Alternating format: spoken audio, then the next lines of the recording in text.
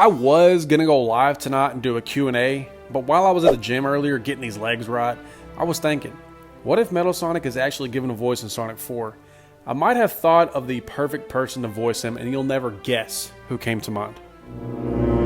If you don't know who this is, and I'm sure most of y'all don't because I sure as hell didn't know who this was until I did some research, but this guy was the voice of Infinite. Before we start throwing hate in the comments, just hear me out.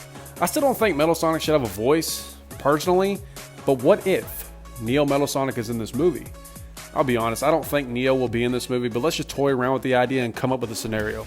Metal Sonic is shown to be the main antagonist in this movie, which would be kind of weird because if you remember, Metal just spawned in the post-credit scene of Sonic 3, as if he was sent from somewhere and somebody. So let's just say that's the case. These medals were sent from Neo Metal Sonic. When Sonic meets Neo for the first time is when we hear the voice of Infinite through Neo, and honestly, I think it sounds pretty cool. Still thrashing around, I see. You filthy little sewer rat. I will teach you to hold that tongue next time we meet.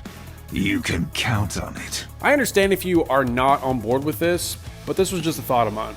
As far as Robotnik goes, if he's dead, then Neo will just be the main antagonist of the movie. Simple as that. But if he's still alive, which I really and truly think he is, one of two things could happen. He becomes imprisoned by Neo or becomes allies with Neo.